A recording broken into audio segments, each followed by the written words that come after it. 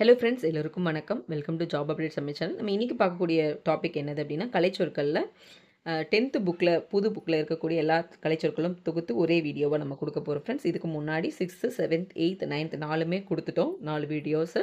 So பார்க்காதவங்க ப்ளேலிஸ்ட்டில் இருக்குது, போய் பாருங்கள். ஸோ கண்டிப்பாக அது உங்களுக்கு யூஸ்ஃபுல்லாக இருக்கும். ஸோ இது வந்து பார்த்திங்கன்னா 5வது வீடியோ கலைச்சொற்கள் டாப்பிக்கில். சரி, வாங்க வீடியோக்குள்ளே போகலாம். ஸோ முதல்ல பாருங்கள், ஒவல் உயிரெழுத்து. இது வந்து நம்ம 8th பார்த்துருப்போம். AEIO அந்த 5 எழுத்து தான் வந்து இங்கிலீஷில் வவல்ஸ் அப்படின்னு சொல்லுவாங்க, உயிரெழுத்துக்கள். அதே மாதிரி அது இல்லாமல் மற்ற எழுத்துக்களை வந்து மெய் எழுத்துக்கள் சொல்லுவாங்க, கான்சனன்ட் அப்படின்றது. ஒப்பெழுத்து ஒரே மாதிரியான இருக்கக்கூடிய எழுத்துக்கள் ஹோமோகிராஃப் அப்படின்னு சொல்லுவாங்க. அடுத்து டயலாக் அப்படின்னா உரையாடல் அப்படின்னு நம்ம படிச்சிருப்போம் முன்னாடி இருக்கிற ஸ்டாண்டர்ட்ஸில். ஸோ இதில் வந்து ஒரு மொழி ஒரே சைடில் நம்ம வந்து பேசுறது வந்து மோனோலிங்குவல் அப்படின்னு சொல்லுவாங்க. இதுலேயும் இருக்குது பாருங்கள், கான்வர்சேஷன் அப்படிங்கிறது உரையாடல். டிஸ்கஷன் அப்படின்னா கலந்துரையாடல், எல்லாரும் சேர்ந்து பேசுறதுக்கு பேர் கலந்து உரையாடல். அடுத்து புயல் அப்படிங்கிறது ஸ்டோம். லேண்ட் ப்ரீஸ் அப்படிங்கிறது, லேண்டுனா நிலம், நிலக்காற்று. டொர்னாடோ அப்படிங்கிறது சூறாவளி அப்படின்னு அர்த்தம்.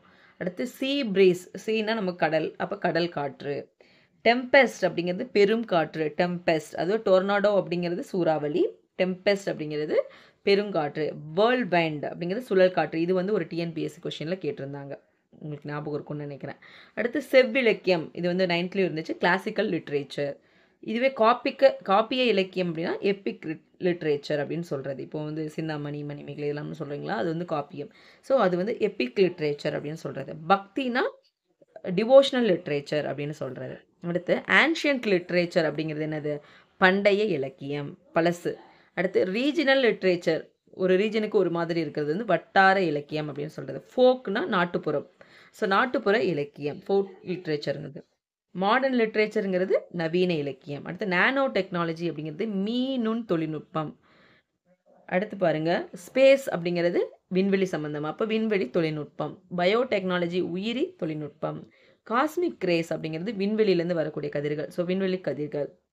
அல்ட்ரா வயலட் ரேஸ் யூவி ரேஸ்ன்னு சொல்லுவாங்க இல்லைங்களா, அது புற ஊதா கதிர்கள். இன்ஃப்ராரெட் ரேஸ் அகச்சிவப்பு கதிர்கள். அடுத்து பிளே ரைட் அப்படின்னா நாடக ஆசிரியர். ஸ்க்ரீன் பிளேங்கிறது நமக்கு தெரியும், திரைக்கதை, ஈஸியாக சொல்லிடலாம். ஸ்டோரி டெல்லருங்கிறது கதை சொல்லி. ஏஸ்தட்டிக்ஸ் அப்படின்னா அழகியல் அல்லது முருகியல் அப்படின்னு சொல்கிறாங்க. அதாவது முருகுங்கிறதுக்கு அழகு அப்படின்ற தமிழில் பொருள் இருக்குது இல்லைங்களா, ஸோ அழகியல் அல்லது முருகியல் அப்படின்னு ஞாபகம் வச்சுக்கோங்க, ஏஸ்தட்டிக்ஸ். அடுத்து எம்பளம், சின்னம். அடுத்து அறிவாளர் அப்படிங்கிறவங்களுக்கு நம்ம எப்படி சொல்லுவோம், இன்டெலெக்சுவல், அவங்க ரொம்ப இன்டெலெக்சுவல்ப்பா அப்படின்னு சொல்லுவோம் இல்லைங்களா, அது. ஆய்வேடுங்கிறது தீசிஸ், அவங்க பண்ணுற ஆராய்ச்சியெல்லாம் ஒரு இதுவாக டாக்குமெண்ட்டாக பண்ணி வச்சுப்பாங்க இல்லைங்களா, அது வந்து தீசிஸ் அப்படின்னு சொல்லுவாங்க. அடுத்து குறியீட்டியல் அப்படின்னா சிம்பிளை வச்சு சொல்கிறது, ஸோ சிம்பாலிசம். அடுத்து துணை தூதரகம், கன்சுலேட், துணை தூதரகம், கன்சுலேட் அப்படின்னு அர்த்தம். அடுத்து காப்புரிமை, பேட்டன்ட் வாங்கி வச்சுருக்காங்கப்பா அப்படின்னு சொல்கிறது. அடுத்து ஆவணம் அப்படின்னா டாக்குமெண்ட்.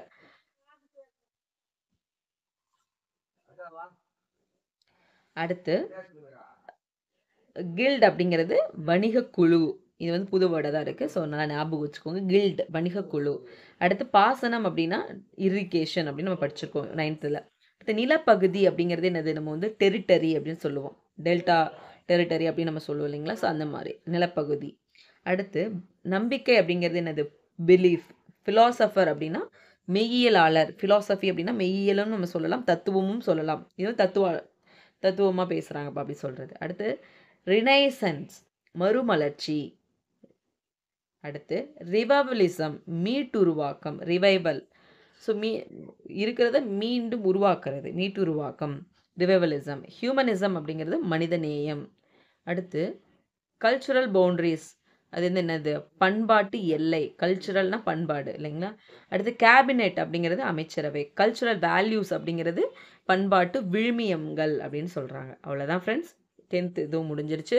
ஸோ அவ்வளோதான், 6th to 10th இருக்கக்கூடிய கலைச்சொற்கள் எல்லாமே இப்போதைக்கு நம்ம வந்து சேனலில் வீடியோவாக போட்டிருக்கோம். ஸோ பார்க்காதவங்க கண்டிப்பாக பாருங்கள், உங்களுக்கு யூஸ்ஃபுல்லாக இருக்கும். தேங்க்யூ ஃபார் வாட்சிங்.